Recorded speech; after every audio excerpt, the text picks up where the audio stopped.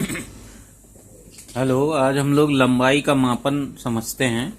लंबाई का मापन पढ़ते हैं। तो लंबाई में सबसे पहले हम लोग छोटी दूरियों का मापन समझते हैं।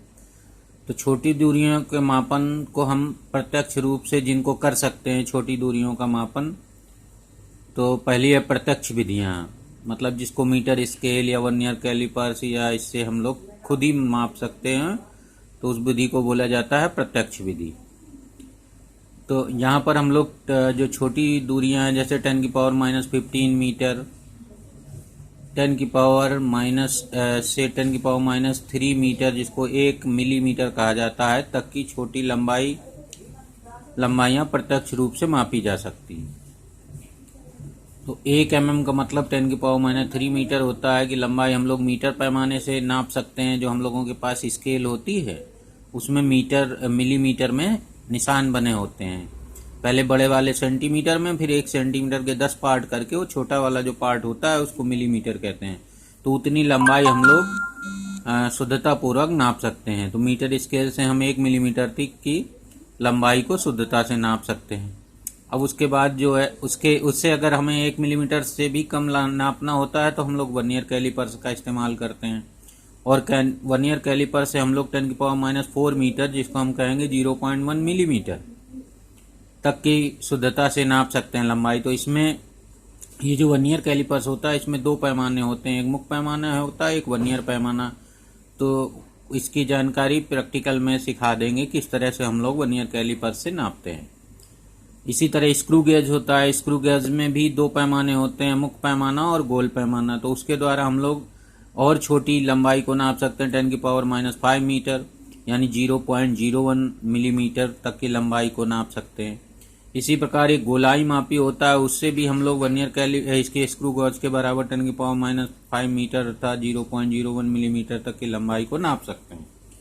तो ये ऐसे यंत्र हैं जिनसे हम लोग 10⁻⁵ मिलीमीटर तक की 10⁻⁵ मीटर यानी 0.01 मिलीमीटर तक की लंबाई को नाप सकते हैं प्रत्यक्ष रूप से अपने हाथों से।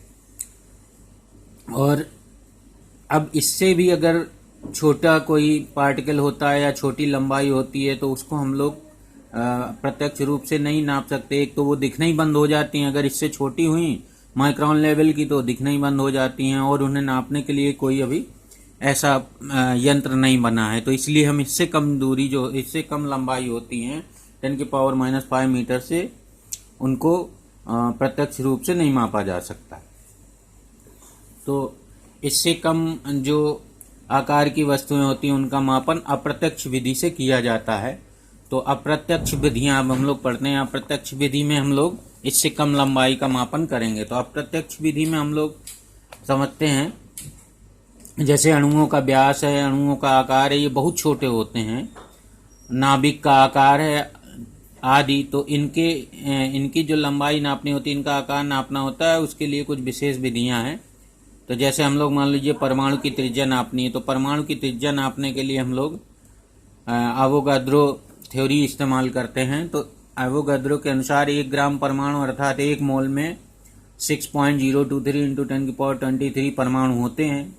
अब 1 ग्राम अणु या 1 मोल पदार्थ के परमाणु भार के बराबर होता है। 1 ग्राम परमाणु या 1 मोल जिसको कहते हैं वो उस पदार्थ के परमाणु भार के बराबर होता है, ग्राम में लिया जाए परमाणु भार को। तो इसकी मदद से हम लोग परमाणु की त्रिज्या इस प्रकार से देखेंगे कैसे निकालते हैं। तो यहाँ पर यदि पदार्थ का आयतन V हो, कोई पदार्थ है उसका आयतन V हो, तो परमाणु जो होते हैं उसका 2/3 भाग परमाणु घेरते हैं, बाकी जो है उनके बीच में कुछ रिक्त स्थान होता है तो वो रह जाता है। तो पूरे पदार्थ का जो आयतन होता है उसमें से केवल 2/3 पार्ट जो है परमाणुओं का होता है, बाकी बीच में रिक्त स्थान होने के कारण परमाणुओं द्वारा वह आयतन नहीं घेरा जाता।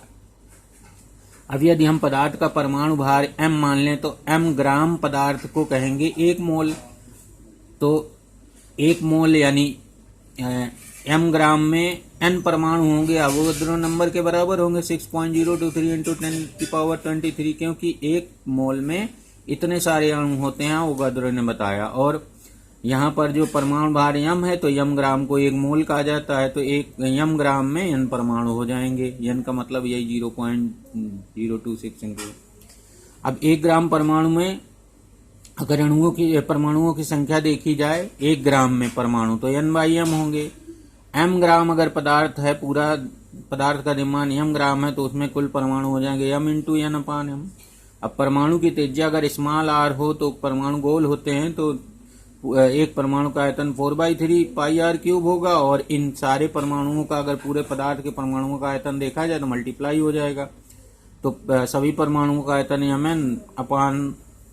mn/m कैपिटल N/m 4/3 पाई r क्यूब ये हो जाएगा। और ये आयतन जो है वो 2/3v के बराबर कर दिया जाएगा। तो यहाँ पर हम लोग इस आयतन को 2/3v कर देंगे। तो इस तरह से हम लोग यहाँ से r क्यूब निकाल लेंगे। r क्यूब बराबर आ जाएगा mv/2πnm। r बराबर हो जाएगा mv/2πnm का क्यूब रूट यानी 1/3 पावर। अब यहाँ पर परमाणु भार ज्ञात होता है, आयतन हम लोग ज्ञात कर लेते हैं, और पदार्थ का द्रव्यमान उसको वेट करके निकाल लेते हैं, तो ये भी निकल आता है, उसको तौल के निकाल लिया जाता है। तो ये सब जो है ये सारी की सारी राशियां मालूम, m मालूम, v मालूम, m मालूम, n आवोगाद्रो संख्या 6.023 सब ये सारी वैल्यूज मालूम है। तो इस आधार पर हम r की त्रिज्या कर लेते हैं, यानी परमाणु की त्रिज्या ज्ञात हो जाते हैं, परमाणु का आकार ज्ञात हो जाता है। तो r ज्ञात जो लगभग 10⁻⁻10 मीटर कोटि का होता है। तो परमाणु का आकार इसी आधार पर ये कहा गया कि 10⁻10 मीटर कोटि का होता है। अब उसके बाद आणविक व्यास अगर निकालना है, अणु क्या होता है, 2 परमाणुओं या 2 से अधिक परमाणुओं से मिलकर जो बनता है उसको अणु कहते हैं। तो अणु में 2 या 2 से अधिक परमाणु होते हैं। तो अब आणविक व्यास अगर निकालना है तो यदि अगर हम ये मान लो किसी अणु का व्यास निकालना है, तो यदि पदार्थ की इतनी पतली परत बना ली जाए, एकदम से पतली परत जाए कि अणुओं की केवल एक ही परत हो, केवल एक परत हो, उसकी मोटाई ज्ञात कर ली जाए, तो आणविक व्यास निकल आएगा। तो आणविक व्यास अर्थात परत की मोटाई T बराबर फार्मूला लगा देंगे, परत का आयतन बटे परत का क्षेत्रफल, क्योंकि आयतन बराबर होता है क्षेत्रफल इंटू मोटाई, तो मोटाई यहाँ आ जाएगी, तो मोटाई T बराबर हो जाएगा परत का आयतन बटे परत का क्षेत्रफल। तो इस प्रकार हम लोग आयतन और क्षेत्रफल, आयतन को क्षेत्रफल से डिवाइड करके उसकी मोटाई निकाल लेंगे, तो वही मोटाई ही आणविक व्यास कहलाएगी। तो आणविक व्यास लगभग 10⁻10 मीटर कोटि का होता है। और नाभिक का आकार भी इसी तरह से इन्हीं विधियों से अप्रत्यक्ष रूप से ज्ञात किया, जो कि 10⁻15 मीटर कोटि का होता है, जिसको फर्मी कहा जाता है, यानी फर्मी कोटि का होता है। तो इस प्रकार हम लोग अभी लंबाई का मापन पढ़े हैं, प्रत्यक्ष विधि और अप्रत्यक्ष विधि, और छोटी दूरियों का। अब हम लोग आगे वाले वीडियो में बड़ी दूरियों का मापन, बड़ी लंबाइयों का मापन सीखेंगे।